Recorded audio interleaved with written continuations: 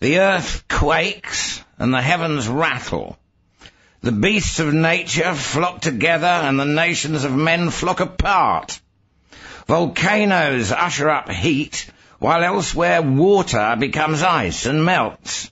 And then on other days, it just rains. Indeed, do many things come to pass? By the time international affairs returned to their normal Cold War level, some wits were calling it the most tasteless April Fool's joke in history. I happen to know all the details about what happened, but I have no idea how to recount them in a manner that will make sense to most readers. For instance, I'm not even sure who I am, and my embarrassment on that matter makes me wonder if you will believe anything I reveal. And you will have to accept being addressed by a disembodied voice, just as I accept the compulsion to speak out, even though I am painfully aware that I am talking to an invisible, perhaps non-existent audience. Wise men have regarded the earth as a tragedy, a farce, even an illusionist's trick. But all, if they are truly wise and not merely intellectual rapists, recognize that it is certainly some kind of stage in which we all play roles, most of us being very poorly coached and totally unrehearsed before the curtain rises. Is it too much if I ask tentatively that we agree to look upon it as a circus?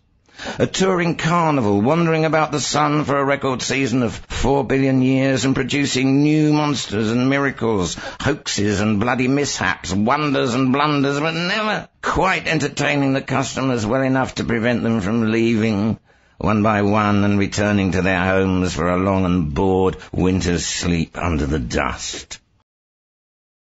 And I am, like most of you, midway between tribalism and technology. To be more blunt, as a Kikuyu shaman moderately adjusted to city life, I still believe in witchcraft. I haven't yet the folly to deny the evidence of my own senses. It is April the 3rd, and Fernando Poo has ruined my sleep for several nights running, so I hope you will forgive me when I admit that my business at the moment is far from edifying, and is nothing less than constructing dolls of the rulers of America, Russia, and China. You guessed it. I'm going to stick pins in their heads every day for a month. If they won't let me sleep, I won't let them sleep. That is justice, in a sense. In fact, the President of the United States had several severe migraines during the following weeks. But the atheistic rulers of Moscow and Peking were less susceptible to magic. They never reported a twinge. But wait, here is another performer in our circus, and one of the most intelligent and decent in the lot. His name is unpronounceable, but you can call him Howard, and he happens to have been born a dolphin. He's swimming through the ruins of Atlantis, and it's April the 10th already. Time is moving. I'm not sure what Howard sees, but it bothers him, and he decides to tell Hagbard Chelene all about it. Not that I know at this point who Hagbard Chelene is. Never mind. Watch the waves roll and be glad there isn't much pollution out here yet. Look at the way the golden sun lights each wave with a glint that curiously sparkles into a silver sheen. And watch the waves as they roll, so that it is easy to cross 5 hours of time in 1 second and find ourselves amid trees and earth, with even a few falling leaves for a touch of poetry before the horror. Back in Simcoe, the folks always said, Harry Godzilla got a sensible woman when he married Sarsaparilla. And it is sensible in Canada or the United States to hide certain truths. No, at this point I'd better not call them truths. Let it stand that she either saw, or imagined she saw, a certain sinister kind of tight grin or grimace cross the face of the gigantic statue of Tlaloc, the rain god. Nobody from Simcoe had ever seen anything like that before. Indeed, do many things come to pass?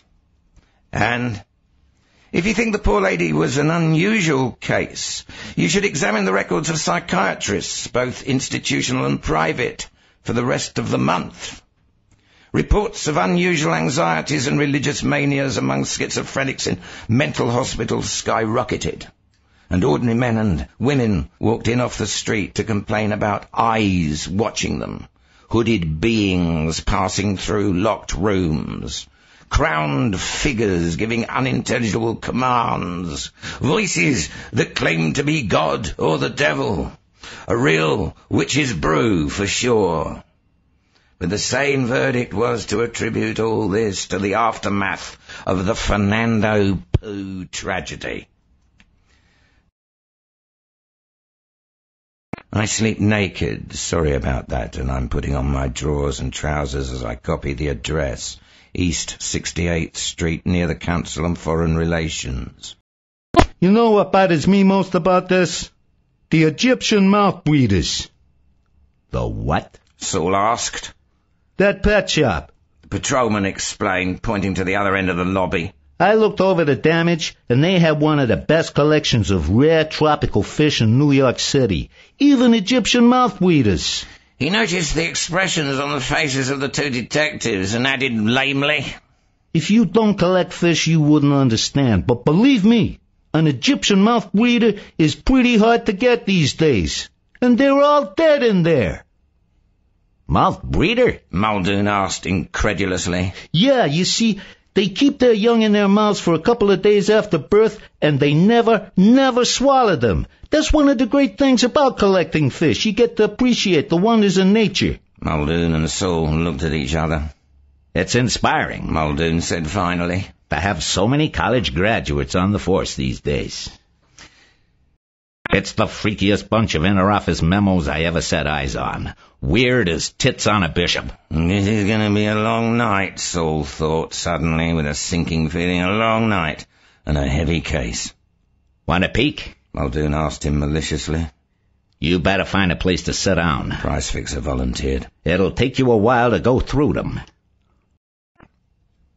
Illuminati Project Memo 1, 7/23 JM. The first reference I found is in Violence by Jacques Ellul, Seabury Press, New York, 1969.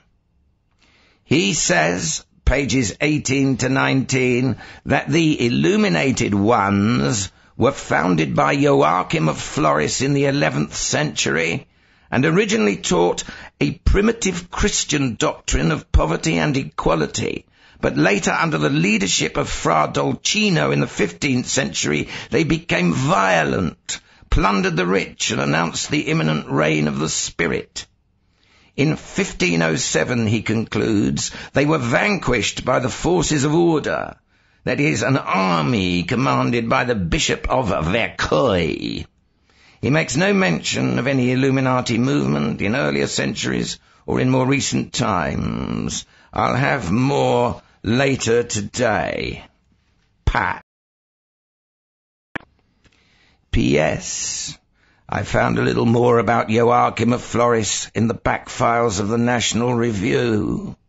William Buckley and his cronies think Joachim is responsible for modern liberalism, socialism and communism.